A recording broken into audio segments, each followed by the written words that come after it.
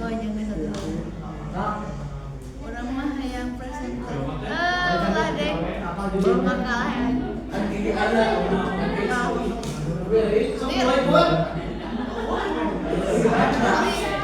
Jangan ribut.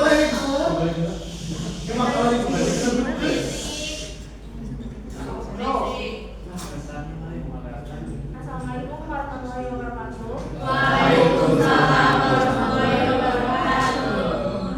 Puji dan syukur marilah kita panjatkan kehadirat Allah Subhanahu wa taala yang mana telah memberikan kita nikmat sehat sehingga kita dapat berkumpul pada siang hari ini. Yang terhormat Ibu Yuniasi selaku dosen pengampu mata kuliah manajemen perkuliahan dan teman-teman yang saya cintai dan saya banggakan. Perkenalkan, saya Sandra Sofian Musnad sebagai moderator sekaligus pemateri, dan di sini ada teman saya, ada Suci Zahra Kamila, ada Rati Ayu Nurul, dan Aida Isma Ramadhan. Di sini kami membuka 4 sesi. Yang pertama sesi pembukaan, yang kedua sesi penyampaian materi, dan yang ketiga sesi tanya jawab. Terakhir sesi penutup. Langsung saja ke materi yang pertama, ke sesi yang pertama yaitu sesi pembukaan. Marilah kita buka presentasi kali ini dengan bacaan basmalah bersama-sama. Selanjutnya, sesi yang kedua sesi penyampaian materi. Materi pertama yang akan dibacakan oleh saya sendiri. Ada latar belakang dari etika dan budaya kredit adalah elemen penting dalam sistem keuangan yang mempengaruhi perilaku individu dan lembaga dalam pinjam meminjam. Kredit tidak hanya berfungsi sebagai alat transaksi, tapi juga melibatkan kepercayaan dan tanggung jawab sosial. Penggunaan kredit yang tidak bertanggung jawab dapat menyebabkan utang berlebihan dan krisis ekonomi. Sehingga pemahaman tentang etika dan budaya kredit sangat penting. Prinsip kejujuran, transparansi, dan akuntabilitas harus dijunjung oleh kreditur dan debitur, karena pelanggaran dapat merugikan reputasi lembaga keuangan. Variasi budaya kredit di berbagai negara dan tantangan dari layanan pinjaman online juga mempengaruhi sikap masyarakat terhadap pinjaman. Penelitian lebih lanjut diperlukan untuk menciptakan sistem kredit yang adil dan berkelanjutan. Selanjutnya ada definisi.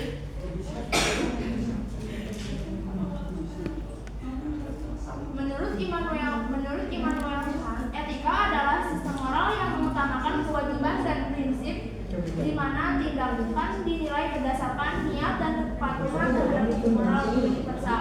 Sedangkan menurut Alasdair Indire, etika adalah bagian dari tradisi dan komunitas di mana nilai-nilai moral berkembang melalui interaksi sosial dan sejarah budaya. Menurut Julia Kristeva, etika adalah proses yang melibatkan identitas dan hubungan antar individu di mana pemahaman dan empati terhadap orang lain menjadi dasar moralitas. Jadi, etika adalah kajian tentang moralitas yang mencakup prinsip nilai dan norma yang mengatur perilaku manusia yang berfokus pada apa yang dianggap baik dan buruk serta bagaimana tindakan dinilai berdasarkan kewajiban, tradisi, dan hubungan antar individu. Menurut John Maynard Keynes, budaya kredit adalah sikap masyarakat terhadap penggunaan kredit sebagai alat untuk mendorong pertumbuhan ekonomi dan investasi. Sedangkan menurut Milton Friedman, budaya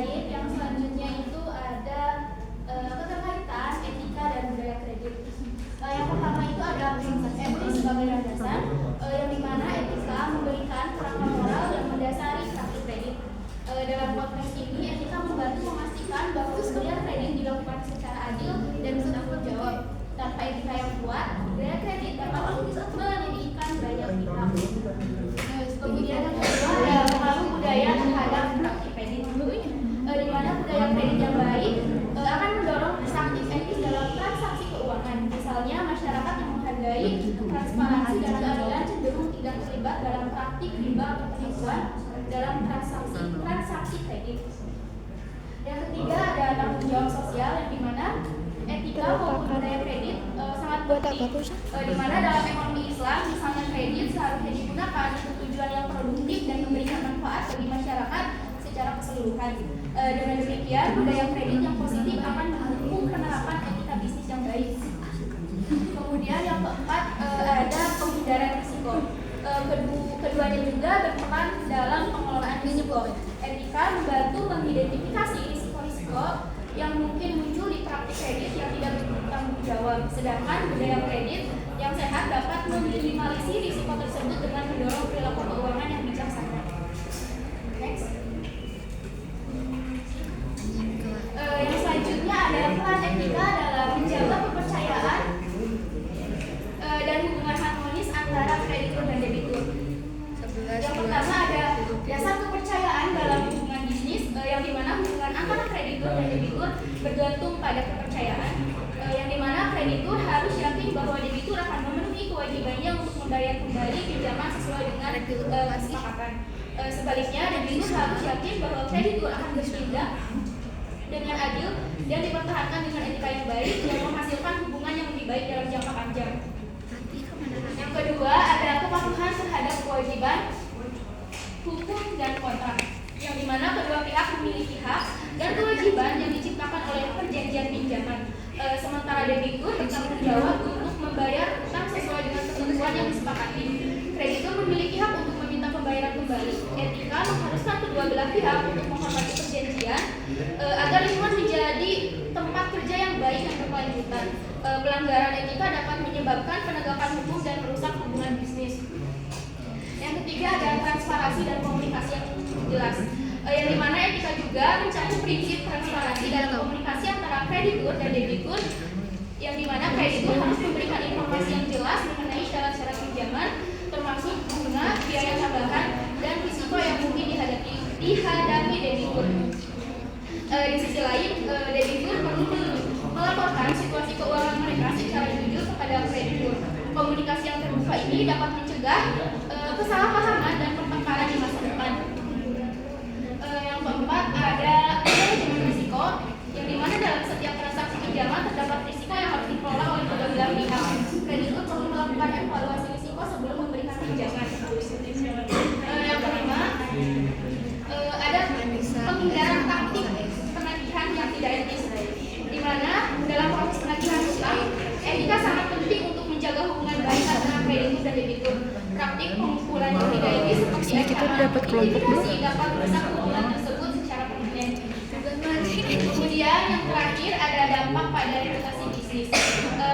Praktik etika dalam hubungan kreditur dan debitur tidak hanya mempengaruhi hubungan langsung kedua belah pihak, tetapi juga berdampak pada reputasi bisnis secara keseluruhan. Baik, selanjutnya akan dilanjutkan oleh Suci Jati.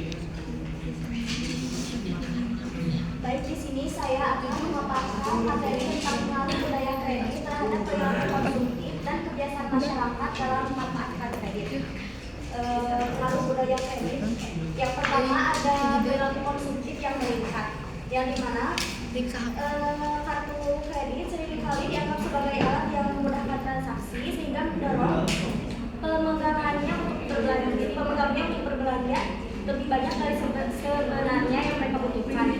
Hal ini disebabkan oleh persepsi bahwa uang yang digunakan adalah uang milik sendiri, padahal sebenarnya itu adalah hutang yang harus dilunasi. Lalu ada gaya hidup hedonistik. Banyak orang yang menggunakan kartu kredit untuk memenuhi keinginan gaya hidup mewah meskipun mereka tidak memiliki dana yang cukup sehingga menyebabkan masalah keuangan di kemudian hari. Yang kedua ada tekanan sosial dan media. Yang pertama ada pengaruh media sosial. Media sosial berperan besar dalam bentuk norma-norma sosial dan gaya hidup. Pengguna seringkali terpapar pada gaya hidup glamor yang mendorong mereka untuk membeli barang-barang yang tidak diperlukan. Lalu selanjutnya ada kecenderungan meniru. Tekanan dari teman sebaya dan lingkungan sosial juga mendorong individu untuk berpartisipasi dalam perilaku konsumtif, mengakibatkan pengeluaran yang lebih besar untuk barang ataupun jasa. Yang ketiga, kemudahan akses kredit, yang diantaranya ada layanan pinjaman yang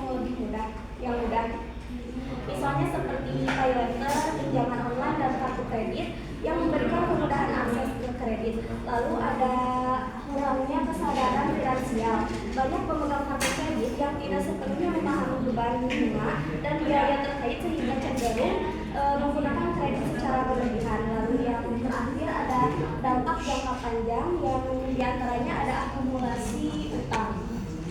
Penggunaan kartu kredit yang tidak terkendali dapat menyebabkan akumulasi uang yang tinggi. Jika hanya membayar jumlah minimum setiap bulannya, utang tersebut dapat terus bertambah akibat bunga dan biaya lainnya. Lalu yang terakhir ada resiko finansial. Gaya hidup konsumtif yang mengarah pada resiko finansial jangka panjang termasuk kesulitan dalam memahami kebutuhan pasar dan perencanaan masa depan. Lalu selanjutnya ada dampak negatif yang timbul akibat pelanggaran etika dan budaya kredit yang buruk, yang dimana dampak tersebut terbagi menjadi dua, yaitu dampak terhadap individu dan dampak terhadap eksternal. Dari dampak terhadap individu yang pertama ada kerugian finansial. Praktik pinjaman yang tidak etis seperti penerapan bunga yang tidak wajar dan denda yang berlebihan dapat menyebabkan kerugian finansial yang besar bagi debitur yang seringkali membuat individu terjebak dalam utang yang sulit dilunasi. Lalu selanjutnya ada stres psikologis. Ancaman dan intimidasi dari perusahaan pinjaman ilegal dapat menyebabkan stres secara psikologis yang berat bagi debitur. Tindakan seperti cyberbullying dan ancaman fisik tidak hanya merusak reputasi individu tetapi juga kesehatan mental mereka. Lalu selanjutnya ada pelanggaran privasi. Banyak aplikasi ilegal mengakses data debitur pribadi tanpa izin, melanggar privasi dan hak asasi manusia yang menciptakan ketidakpercayaan antara konsumen dan penyedia layanan. Lalu selanjutnya dampak eksternal yang pertama menurunnya kepercayaan publik. Pelanggaran etika dalam industri keuangan dapat mengurangi kepercayaan masyarakat terhadap sistem keuangan secara keseluruhan. Ketidakpercayaan ini dapat menghambat partisipasi masyarakat dalam transaksi keuangan formal yang pada gilirannya dapat memperlambat pertumbuhan ekonomi. Lalu selanjutnya ada kerusakan reputasi perusahaan. Perusahaan yang terlibat dalam praktik tidak beresiko kehilangan reputasi mereka yang dapat berdampak pada kinerja finansial jangka panjang mereka. Kerugian reputasi ini seringkali berujung pada penurunan pelanggan dan pendapatan. Lalu yang terakhir ada pengaruh negatif terhadap inovasi. Ketika pelanggaran etika merajalela, inovasi dalam sektor pariwisata bisa terhambat. Ketidakpastian hukum dan reputasi resiko dapat mengurangi minat investor untuk mendukung perusahaan baru yang berpotensi inovatif. Sekian pemaparan dari saya. Dilanjut ke materi saya. Baik, jadi saya akan menjelaskan mengenai strategi untuk membangun kesadaran masyarakat akan pentingnya etika dan budaya kredit yang sehat. Jadi yang pertama ada pada bidang pendidikan dan penyuluhan. Kenapa ini penting? Karena bidang pendidikan dan penyuluhan ini akan memperlihatkan bagaimana seorang individu atau masyarakat dapat untuk memiliki pengetahuan mengenai konsep kredit yang baik atau yang sehat. Yang mana ini itu mencakup tentang bagaimana cara untuk mengelola kredit yang baik dan bagaimana jika kredit tersebut tidak dikelola dengan baik. Nah, untuk pendidikan dan penyuluhan ini tentunya harus dimulai sejak dini, baik itu di sekolah-sekolah maupun pada komunitas-komunitas, dan itu juga menggunakan berbagai macam program. Di antaranya itu ada program literasi keuangan, yang mana literasi keuangan ini dapat membantu para masyarakat atau individu untuk lebih memahami akan pentingnya etika dan budaya kredit, sehingga mereka dapat lebih mengetahui bagaimana kemampuan dirinya sendiri untuk finansialnya sendiri, seperti itu. Lalu yang kedua ada penggunaan teknologi. Nah, di penggunaan teknologi ini karena sekarang ini sudah marak sekali zaman digital, untuk penggunaan teknologi ini ada berbagai macam aplikasi yang mana itu dapat digunakan atau dimanfaatkan untuk lebih mengetahui bagaimana dirinya itu untuk bisa lebih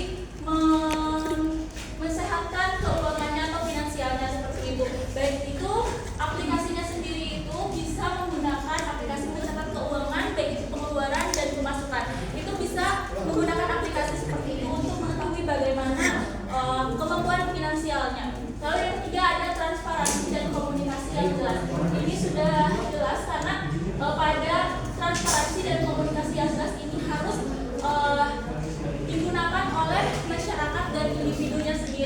Lalu yang keempat ada peran pemerintah dalam membangun budaya kredit yang sehat, yang mana tidak hanya pada bidang pendidikan penyuluhan, penggunaan teknologi, transparansi dan komunikasi yang jelas, akan tetapi peran pemerintah juga sangat penting, di mana peran pemerintah ini kan sangat krusial karena pemerintah ini memiliki kekuasaan yang lebih tinggi daripada pihak-pihak lainnya, sehingga pemerintah ini dapat untuk memperkenalkan regulasi yang jelas mengenai pemaparan terlebih dahulu kepada para calon konsumen atau calon nasabah pada pihak keuangan lembaga peminjam kreditnya tersebut. Jadi nantinya pihak lembaga keuangan juga dapat bersinergi langsung dengan pemerintah untuk bisa memberikan informasi yang akurat dan jelas dulu sebelum mereka memberikan layanan pinjaman kepada para nasabahnya itu.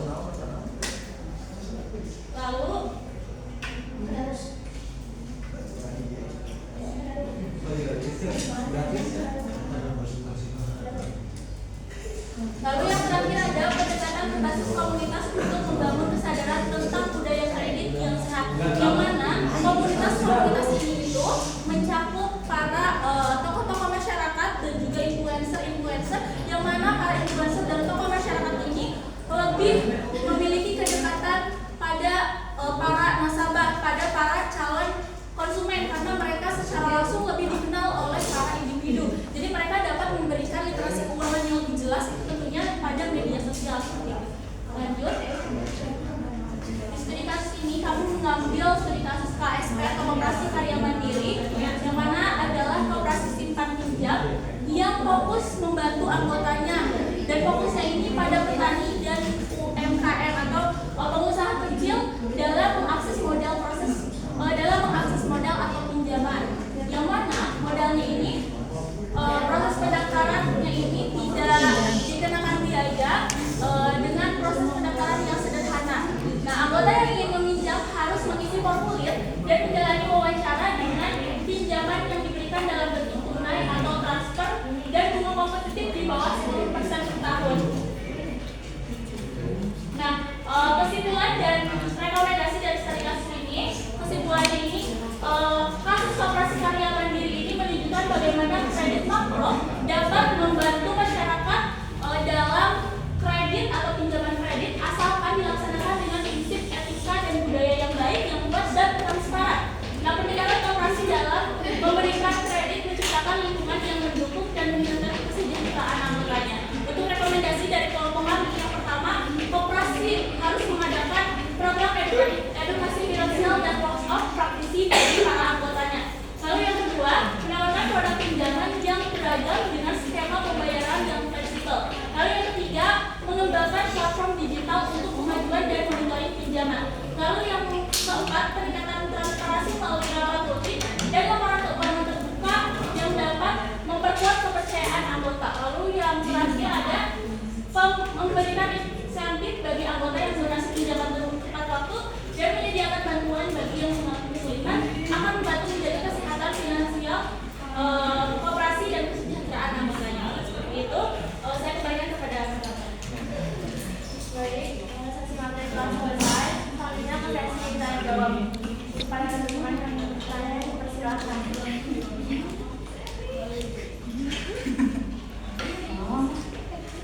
Sally, Kiki, sama Bang.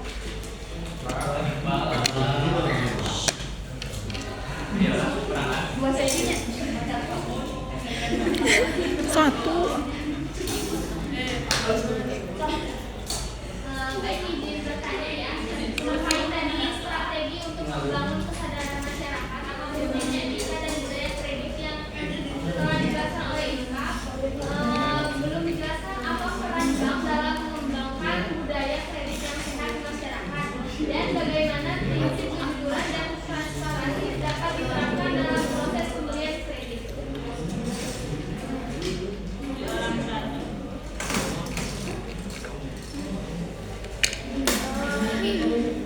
Baik, terima kasih izin bertanya.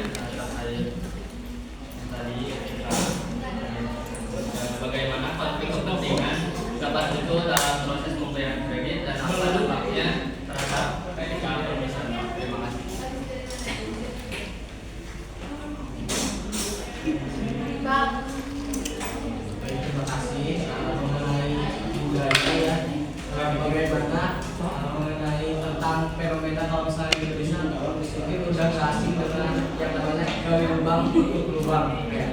Apa pengaruhnya atau risiko hal tersebut dapat berdampak pada kehidupan ekonomi masyarakat?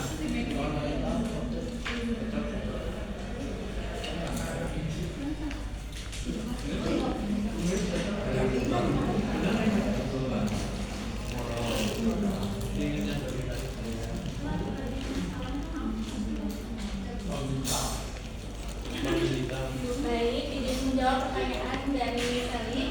Jadi untuk pertanyaannya sendiri, bagaimana prinsip kejujuran dan transparansi dapat diterapkan dalam proses pemberian kredit dan apa peran bank dalam mengembangkan budaya kredit yang sehat di masyarakat itu?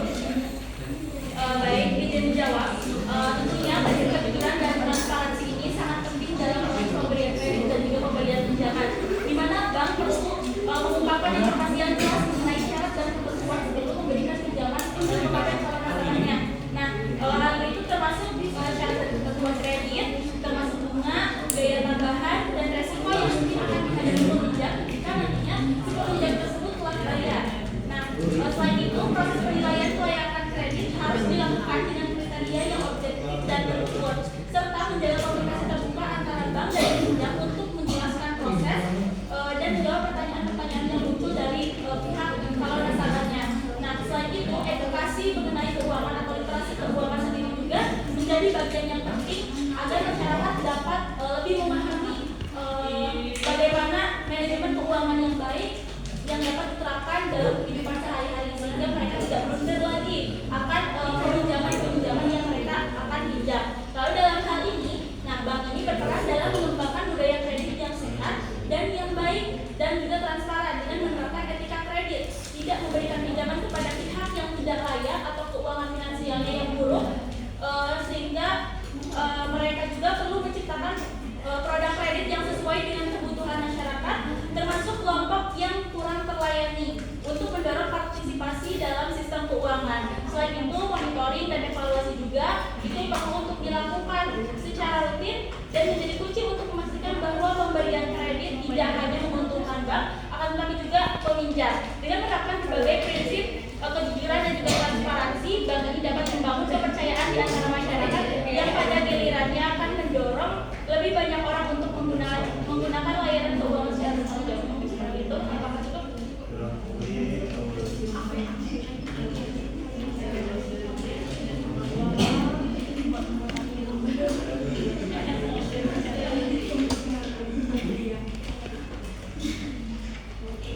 Baik, izin menjawab pertanyaan dari Iki. Jadi konflik kepentingan dalam pemberian kredit dapat muncul ketika pegawai bank memiliki hubungan pribadi dengan pemohon atau ketika insentif finansial mendorong mereka untuk menyetujui kredit meskipun ada risiko. Tekanan dari atasan untuk mencapai target juga dapat berkontribusi. Dampaknya terhadap etika profesional pegawai bank sangat serius karena dapat mengakibatkan kehilangan kepercayaan nasabah, pelanggaran regulasi, kerugian finansial bagi bank, dan reputasi yang buruk. Oleh karena itu, penting bagi bank untuk menerapkan kebijakan yang transparan dan melatih pegawai tentang etika untuk mengurangi risiko itu. Apakah sudah cukup?